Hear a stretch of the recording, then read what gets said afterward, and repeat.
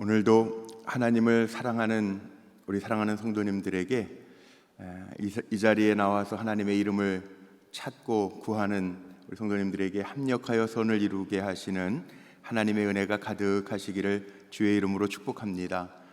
오늘 21절 말씀에 있는 것처럼 육신의 연약함 때문에 종노릇하거나 문제의 종노릇하는 것이 아니라 하나님 주시는 자유의 해방의 자유가 가득하시기를 주의 이름으로 축복합니다. 자, 오늘 말씀 함께 나누기를 원하는 것이 있는데 생태계에 대한 문제를 좀 생각해 보려고 합니다. 이 생태계라고 하는 것은 우리가 아는 것처럼 생명체를 둘러싸고 있는 모든 환경들을 우리가 생태계라고 이야기를 합니다.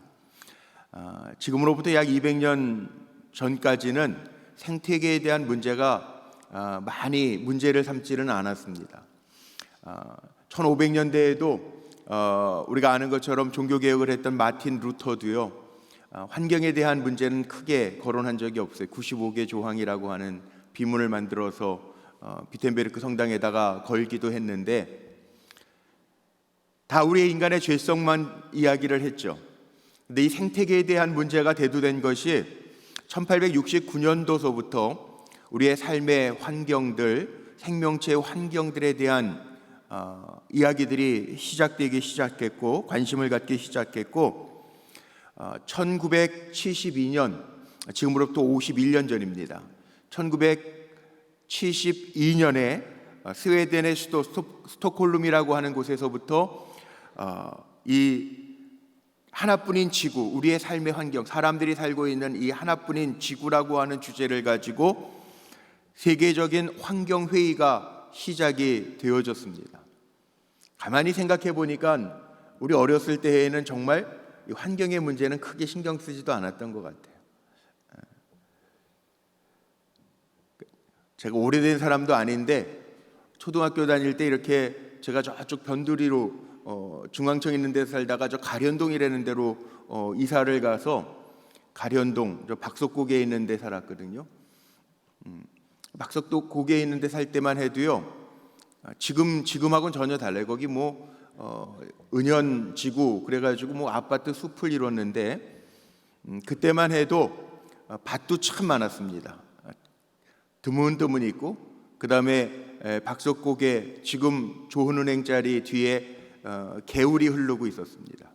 근데 지금은 다 막아놓고 없어졌어요. 그때는 밖에서 놀다가 지금도 기억나는 게 밖에 이렇게 보면 텃밭들이 있는데 그 총각무라고 그러나요? 그렇게 아이들하고 놀면서 뽑아가지고 이빨로 이렇게 쫙 긁어내고 겁대기는 먹었던 기억도 나요. 근데 요즘에는 남의 밭에서 그럼 도둑이라고 큰일 나죠. 그래도 문제 삼는 사람들이 없어요. 아이들이 놀다가 무 하나 뽑아 먹는 거 가지고 뭐라 그러는 사람들이 하나도 없어요. 이렇게 얘기하면 제가 굉장히 늙은 사람 같죠?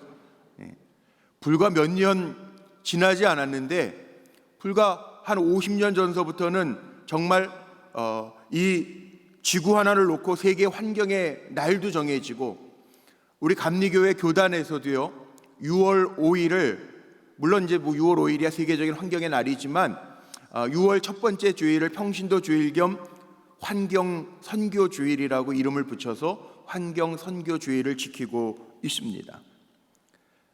이제는 이 구원이라고 하는 것, 선교라고 하는 것을 사람에게만 국한하지 아니하고 우리 인간이 살아가고 있는 이 환경, 또 하나님이 만드신 피조물, 이것이 다 포함되어져 있습니다. 왜냐하면 이 운명 공동체이기 때문에 그래요. 환경이 나빠지니까 우리 사람들이 살 수 없잖아요. 그러니까 역시 이 해방, 오늘 말씀 속에 21절에 나오는 해방, 그 다음에 이 피조물이라는 단어가 오늘 참 많이 나오는데, 피조물, 이런 단어들이요 우리하고 다 연관이 되어져 있다는 거예요. 왜?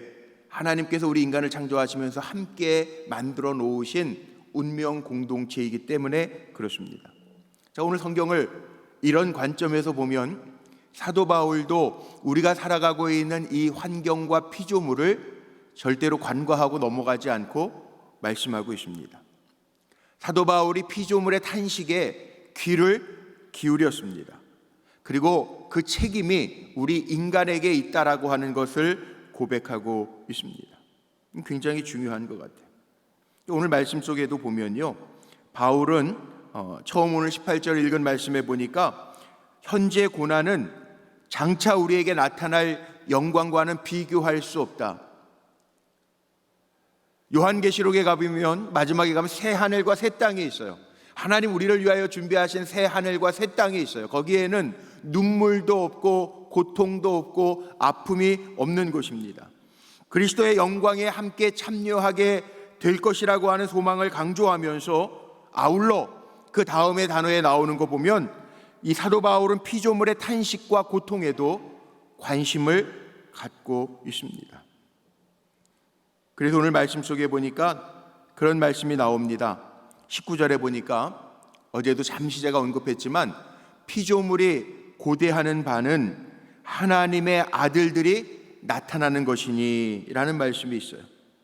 피조물이 재구실을 하지 못하게 된 것에는 이것이 인간의 타락과 원인이 있다라고 하는 이야기입니다. 그동안 창세기에 대한 1장에 대한 창조신앙에 대한 말씀을 많이 드렸어요. 창조신앙에 보면 하나님이 보시기 좋았던 세계가 하나님께서 원래 만드신 세계인데, 하나님은 그렇게 만들어 놓으시고 잘 유지하고 좋아하게 하시려고 하나님의 형상대로 우리 인간을 지으시고 저 하나님의 만드신 보시기에 좋았던 아름다운 세계를 잘 관리하고 다스리라고 말씀하여 주셨는데 우리 인간이 타락해요. 인간이 타락했는데 문제는 여기에서만 그치는 것이 아니라 하나님이 만드신 모든 피조 세계가 고난 속에 있습니다. 창세기 3장 17절 말씀에 보면 하나님께서 아담에게 하신 말씀이 그 사실을 명확하게 지적해 주고 있는데 거기에 창세기 3장 17절에 이런 말씀이 있어요. 내가 내 아내의 말을 듣고 내가 내게 먹지 말라 한 나무 열매를 먹었은즉 땅은 너로 말미암아 저주를 받고 너는 내 평생에 수고하여야 그 소산을 먹으리라. 너로 말미암아 저주를 받고, 인간이 죄를 지음으로 말미암아 땅이 저주를 받았고, 그래서 땅도 가시와 엉겅퀴로 얽혀져 있다는 거예요. 보시기에 좋았던 세상이 인간의 죄악으로 말미암아 땅도 저주를 받고 문제가 생겼다. 한 걸음 더 나아가면요, 창세기 6장 7절에 보면 하나님이 인간들의 죄악의 관영함을 보시고 물 가지고 세상을 쓸어버리시는, 심판하시는 심판의 이야기가 나오는데, 창세기 6장 7절 말씀에 홍수로 심판하실 때 죄악이 관영한 것은 인간인데 거기에 뭐라고 나오는지 아세요? 사람뿐만이 아니라 심판하시는데 땅에 기는 것들과 나는 새까지도 하나님께서 심판하셨다라고 말씀하고 있어요. 죄는 인간이 졌는데 죄가 관영한 것은 인간 때문인데 땅에 기는 것들, 하늘을 나는 새들에게도 심판이 주어졌어요. 왜 그럴까요? 피조물들은 운명 공동체라고 하는 이유이기 때문에 그렇습니다.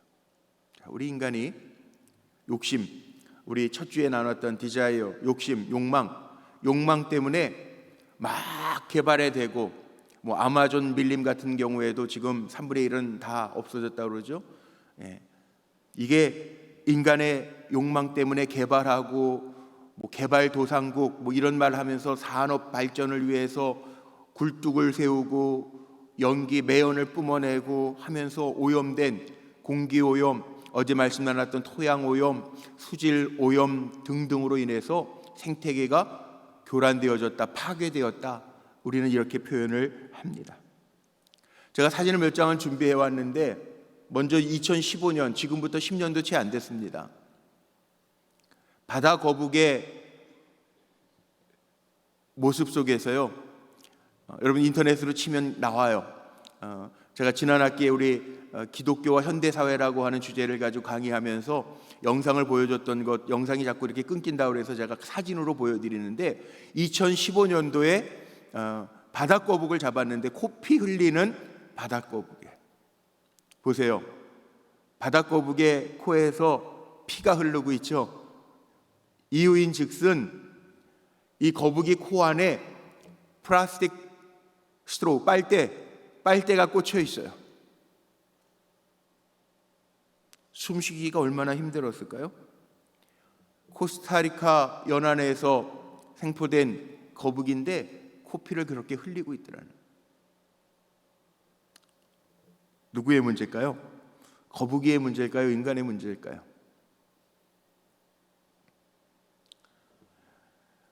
과학자들이 이렇게 얘기합니다. 우리 미세 플라스틱이라고도 그러는데 요즘에는 대형 마트나 커피숍에서도 플라스틱 줄이기 운동하면서 종이 빨대로 다 바뀌었죠. 종이 빨대로 다 바뀌었어요.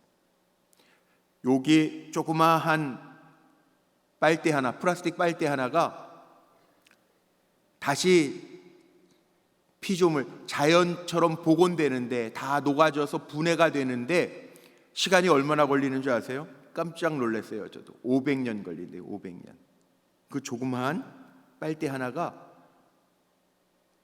자연으로 돌아가는데, 복원되는데 500년 걸린다는. 기가 막히죠?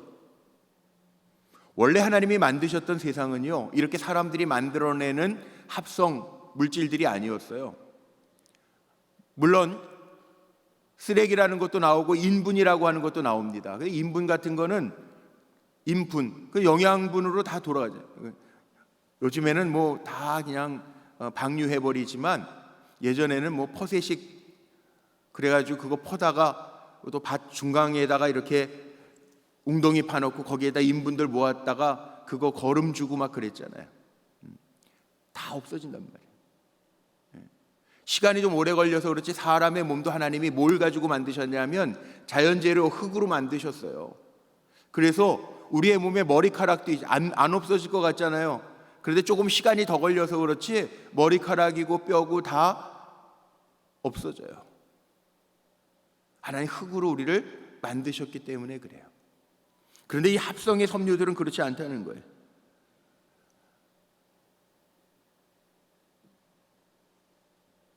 해양 환경 운동가였던 찰스 무어라고 하는 사람이 하와이하고 일본, 대한민국 사이에 있는 이 태평양에서 발견한 게 있어요. 뭘 발견했냐면 섬은 섬인데 쓰레기 섬을 발견했습니다. 사진에 보시면 이 쓰레기 섬이 있는데요, 이게 바다예요. 태평양 바다예요. 이 쓰레기 섬의 면적이 얼마나 되느냐 하면 우리 대한민국 땅의 20배랍니다. 20배. 예, 제가 안 놀라실 줄 알았어요. 뭐 대한민국 땅 좁은 땅이니까 20배 해봐야 엄청난 거예요. 이게 바다에 떠도는 섬이라는 거예요. 쓰레기.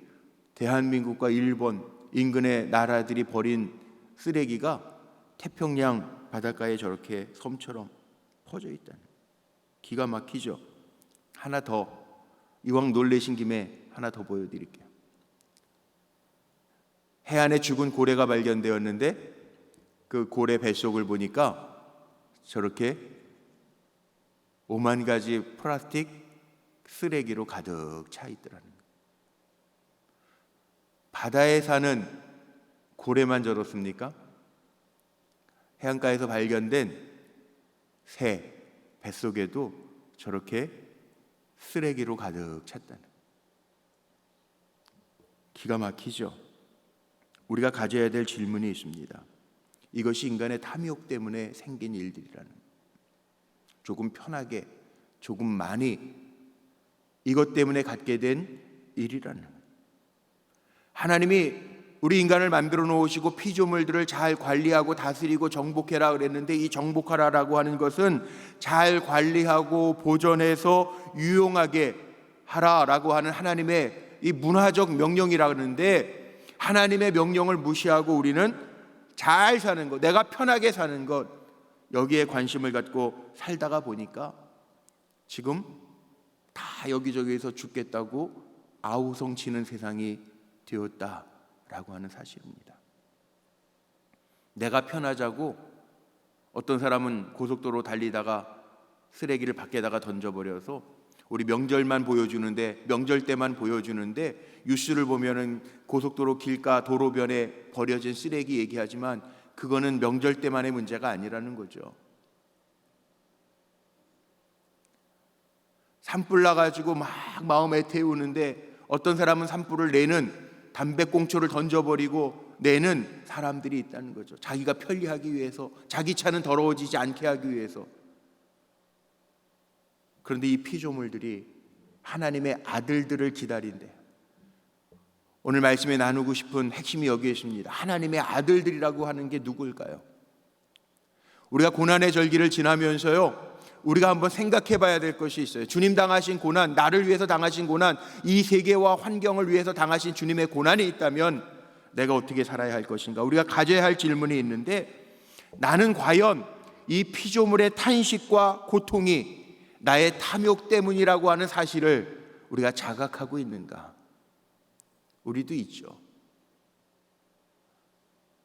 우리 그리스도인들이 실천할 수 있는 게 있죠. 실천할 수 없는 것도 있어요. 사실 요즘에는 물병 하나도 페트병이라고 해서 다 이 플라스틱으로 만들어요. 뭐 재활용하기는 해서 녹여서 다시 뭐 한다고는 하지만, 그러면 우리는 부피를 줄이고 또 버리는 것, 그 귀찮아서 분리수거 안 하고 막 그런 이런 것들은 우리가 할 수 있는 건데, 플라스틱을 만들어서 그걸 이용하는 것은 할 수 없겠지만 우리가 관리하고 또 원하는 이 관리하기 위해서 줄여서 내는 뭐 라벨을 띄어서 내는 이런 것들은 할 수 있는 거잖아요. 오늘 성경 말씀에도 분명히 이야기하고 있는 게 있어요. 이 피조물들이 헛된 것, 재구시를 못하게 한 것에는 우리의 책임과 역할이 있다는. 근데 사도 바울이 바라는 것이 있죠. 오늘 말씀 속에 보니까 이런 말씀이 있습니다.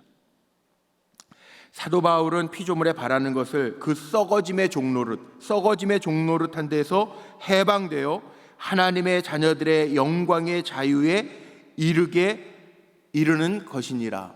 여기 오늘 말씀 21절에 나와 있는 것처럼 피조물이 이제까지 탄식하고 고통을 경험하고 있는데, 인간뿐만 아니라 하나님 만들어 놓으신 모든 피조물이 고통 가운데 있는데, 이것들이 탄식하는 것을 듣고 썩어짐의 종로를 타는 데에서 해방되게 하려 함이라. 이 우리의 책임이라는. 그리고 그 나라를 위해서 소망을 가지고 눈에 보이는 것만이 아니라 눈에 보이지 아니하는 것을 바라보면서 달려가야 되고, 하나님은 우리가 그런 마음을 가지고 살아갈 때 합력하여 선을 이루시는 하나님이래요. 우리는 이제까지 합력하여 선을 이룬다라고 하는 것을 당신과 나, 우리 믿음의 동료들이 합력하여 선을 이룬다, 함께 기도하면서 응답받는다, 이렇게만 생각했는데, 하나님이 만들어 놓으신 인간과 하나님 만들어 놓으신 보시기에 좋은 아름다운 세계가 합력해서 우리가 함께 보호하고 관리하고 함께 노력해서 선을 이루어갈 때 하나님 보시기에 아름다운 세상을 만든다. 그럼 하나님도 기뻐하시고 우리도 잘 되죠. 환경 문제가 대두될 때쯤, 그냥 200년 전이죠. 1800년도 사람인데 에드워드 보크라는 사람, 미국의 그 레이디스 홈 저널이라고 하는 여성 잡지로는 굉장히 유명한데, 거기에 대표였던 에드워드 보크라는 사람이 있습니다. 이 사람은 원래는 네덜란드 사람인데 미국으로 이민 간 사람이, 어렸을 때 부모님이 돌아가셔서 할아버지의 손에서 자라면서 미국에서 살다가 도회지 보스턴으로 가서 살게 되는데, 10대 때 할아버지의 손에서 자랐던 이 보크라는 소년이 할아버지에게 얘기해요. 할아버지, 저 이제 할아버지 여기까지 길러주셨는데 도회지에 나가가지고 살겠습니다. 제 힘으로 독립해서 살겠습니다. 10대 때 할아버지가 딱 한 가지 보크에게 부탁을 합니다. 뭐라고 부탁하냐 하면, 내가 너를 떠나보내는 거는 서운하지만 그러나 내가 어디를 가든지 너로 인해서 세상이 좀 나아지기를 원한다. 그리고 축복해서 보낸다. 뭘 했을까요? 1800년대인데 이 에드워드 보크라는 사람이 보스턴 시내에 가가지고 이제 신문 팔이부터 시작을 하는데, 신문 팔이 뭐 배달이 되는 건 우리나라처럼 신문이 배달되는 게 아니니까 신문 팔이를 하는데, 신문을 팔면서도 할아버지의 그 마지막 축복의 말씀, 너로 인하여 세상이 더 나아지기를 원한다. 할 수 있는 게 뭐가 있어요, 소년이? 신문을 파는 그 자리 주변을 깨끗이 청소합니다. 거리를 청소합니다. 담배꽁초를 청소합니다. 그러니까 사람들이 어떻게 할까요? 같은 신문을 팔아도 주변이 깨끗하고 청소하는 저 소년 신문을 팔아주는 거예요. 그러다가 그 모습을 보면서 그 옆에 그 빌딩의 빌딩 주인이요, 출판사를 경영하고 있었는데 그 사람을 데려다가 그 건물을 청소하게 했어요.